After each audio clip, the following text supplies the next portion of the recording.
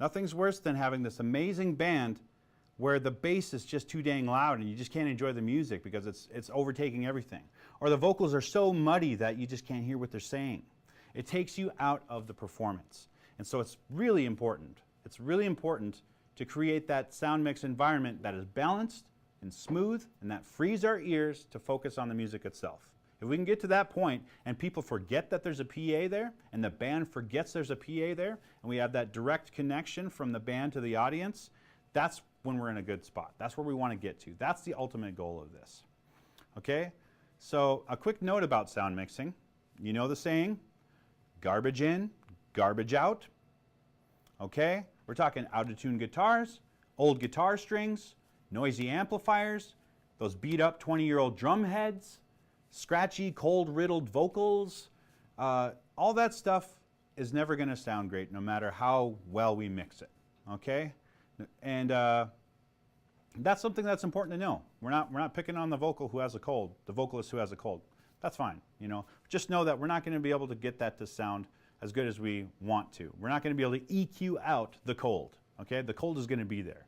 We're not going to EQ out the old dead, out-of-tune drum heads. They're just going to sound bad. And no matter what we do, no matter what compression we use, no matter what gating techniques we've got lined up, it's just going to sound bad.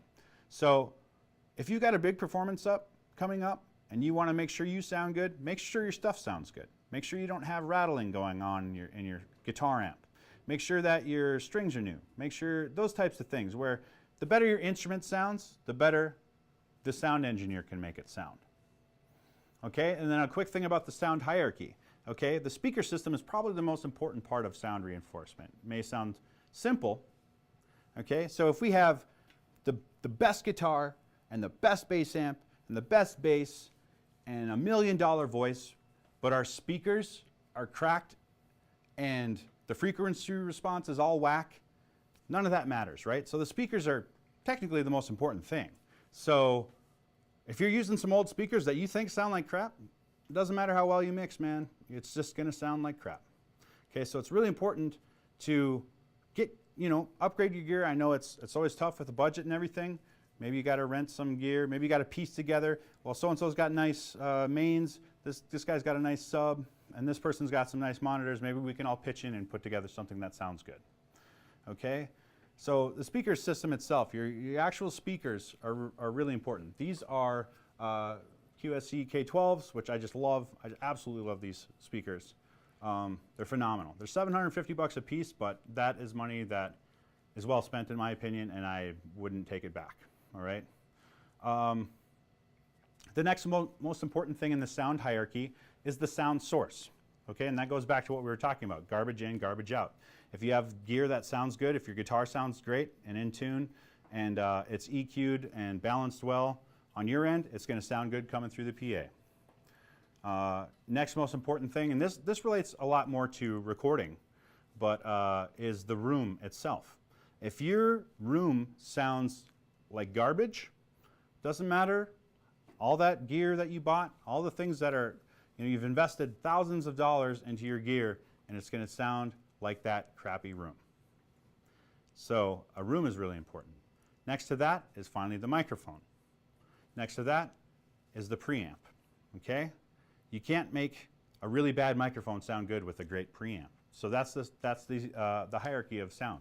The speaker system, the sound source itself, then the room, then the microphone, then the preamp. And there's some debate that you could have as far as what you consider to be more important, and I think that's fine. All right, moving into our next module, EQ, equalization.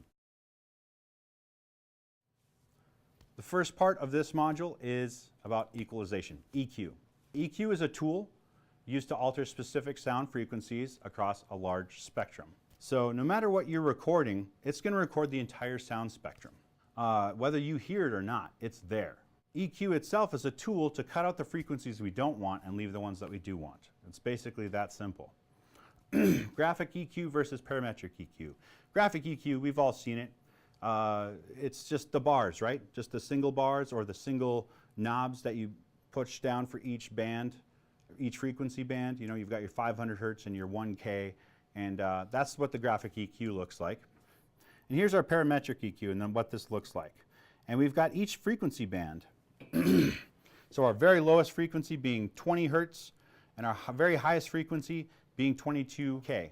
We've got our actual frequency that we can move around for each of these. You can set that to whatever frequency you want the high pass filter to be, and that's just going to basically cut everything that's below this frequency.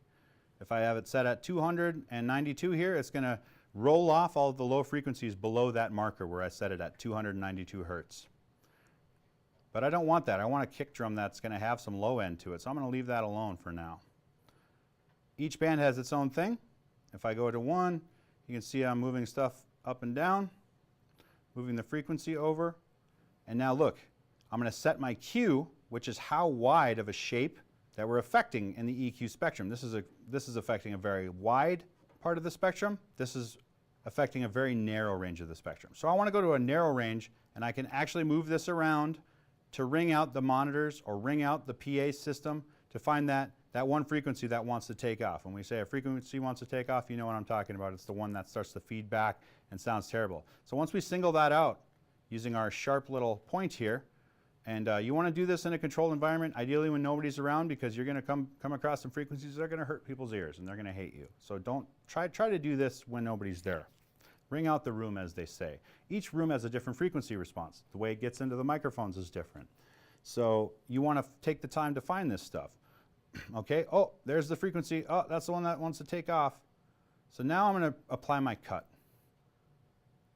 So now you can see on the gain over on the right here, you can see it moving up. 5.2 decibels, negative, 3.2. I like to keep my EQ cuts pretty minimal if I can. Usually not more than a few decibels if I can help it. Now I can widen the Q at this point to say how much of these frequencies in this range do I want to affect? A lot of the frequencies or just a little bit?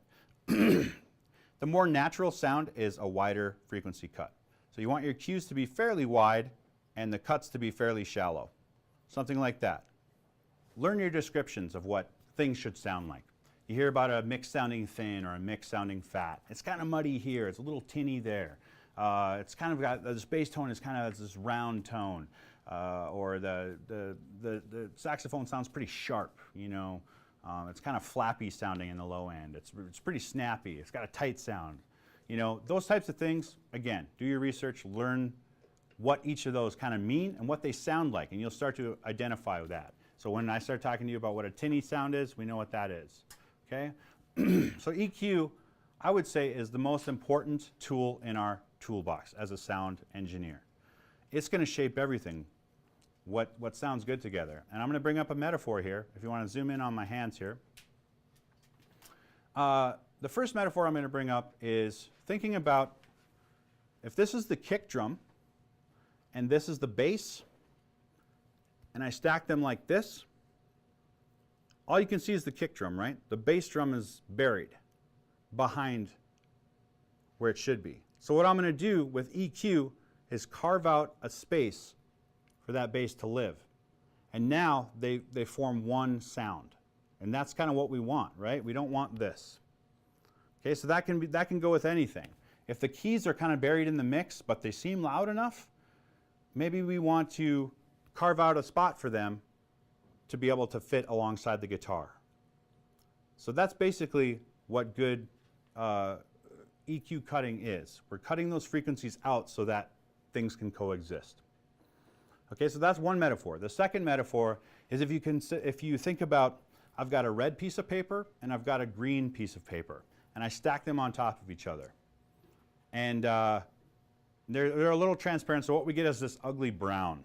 That's the mud. That's the stuff that sounds bad. We want to make that sound good. So what I'm going to do is cut that green piece of paper in half, revealing the red piece. And then on the red piece, I'm going to cut the other half off, revealing the green piece. Now we've got red, we've got green. And we can see both of them at the same time, or we can hear both of them at the same time. So I've created space for them to both exist within that same plane. Okay, so that's about the best two metaphors I can get. And there's a ton of information out there about EQ, and you can research it if you need to. How I used to mix stuff was pretty bad. All right, I'm like, all right, I really like my guitar to be really beefy, so I like crank up the low end, and I like my guitar to have like kind of like a razor's edge to it, so I crank up the high end, and yeah, the mid frequencies, I kind of like to just like cut those out. And what you end up with is this terrible sounding thing that sounds nothing like what I started with, and then when you add it to the bass and the kick drum, none of it makes sense. It's all just muddied and buried together. But it's like, but that's what I like on my tone. It's like, you don't know what you like in your tone yet, okay, buddy? That's me talking to old me, by the way. That's how I used to mix stuff, all right? I just stack, like, I really want the highs in the cymbals to come out, and I want the highs in the bass to come out, and I want the highs in the guitar to come out, and I want the highs in the vocals especially to come out. So I'm really gonna crank those up by 20 decibels and just to make sure that they stand on top. And what you end up with is this really brittle, really harsh, sibilant sounding thing that's just like, it's just like, oh man, this sounds terrible. Why does it sound terrible? It's got all the things I like. Well, no, what you failed to do is create that sonic space for everything to exist. Okay, so sonic space is a word or a term you'll hear a lot, where you need to create spaces for everything to live. Okay, not everything can live in the high frequencies. Not everything can live in the low frequencies. You've got to make cuts of the high frequencies, cuts of the low frequencies, cuts of the mid frequencies, and all the instruments so that they fit together like a nice jigsaw puzzle. Another thing to know is that EQ changes the volume. Okay, so if you set your volume and it sounds good and you like where it's at and you do a big low cut and you cut out those muddy frequencies, you've essentially dropped the volume. Okay, so you might need to compensate that by actually boosting up the fader. So that's something to know. Every frequency you cut is cutting the gain. It's really important to know that. And as along the lines of what I was talking to you before, when I used to not know what I was doing and I'd crank up the lows and crank up the highs on my guitar because that's what I wanted, I failed miserably because what I needed to do was actually do the opposite, cuts. Cuts are how you get frequencies to live with each other in harmony. So always cut before you boost and try to never boost. Every mixing opportunity I've ever had has been an opportunity to see if I can not apply a single boost. And if I succeed at that, then I've succeeded. And if I absolutely need to, if the mic is just not quite where I want it to as far as the high end, I might consider adding a little bit of a boost to the high end to get it to cut a little bit. But I really don't ever want to do that as a go-to thing when I can't hear something. I'm like, if I can't hear the vocals, I'm going to look for a different frequency and a different instrument to cut out to allow the high frequencies to live in the vocals, right? If I want to hear more high end in the vocals, cut some high end out of some other instruments. Oh, there's the high end in the vocals. I'm glad I didn't just go and boost that. So that's really important stuff. Okay, so some quick terminology. High pass filter, HPF. A high pass filter is one of the greatest tools of EQ because it just gets rid of all that bottom end, low end junk that you don't want in the other instruments. And I use it on literally everything except for the kick drum and the bass, where I really want the low frequencies to be there. I'm going to cut EQ out of everything else. Cut it out of guitars, maybe up to 200 hertz. Cut it out of the keys, maybe up to 300 hertz. Cut it out of the vocals, maybe up to 150, 200 hertz, something like that. And I'm creating all of this room in the low end by making these cuts. I'm moving this stuff out of the way so that now the bass comes through nice and clean. It sounds great. The kick comes through nice and clean. I've moved this other stuff out of the way so that the bass and the kick can sit in this nice little pocket. Low pass filter does the opposite of a high pass filter. It lets the low frequencies pass through. Also very important. In frequency cuts, I'm looking between like 1 and 4 decibels of a cut. I think 4 decibels is pretty drastic. Just try to keep it minimum. If you find yourself cutting 20 decibels, there's something wrong. There's something really wrong. Try to see if you can turn down the fader, cut less. Okay, so it's a combination of making these cuts in the EQ and then using your fader to counterbalance that.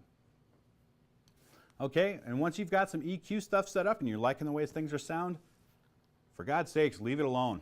Okay, don't be a mindless knob turner. This is one of my biggest pet peeves, and the sound guys that I've worked with, many of them, they just can't stop tweaking. They got to do something. They got to look busy. They got to look like they're operating the rocket ship. Man, they're just as important as everybody else.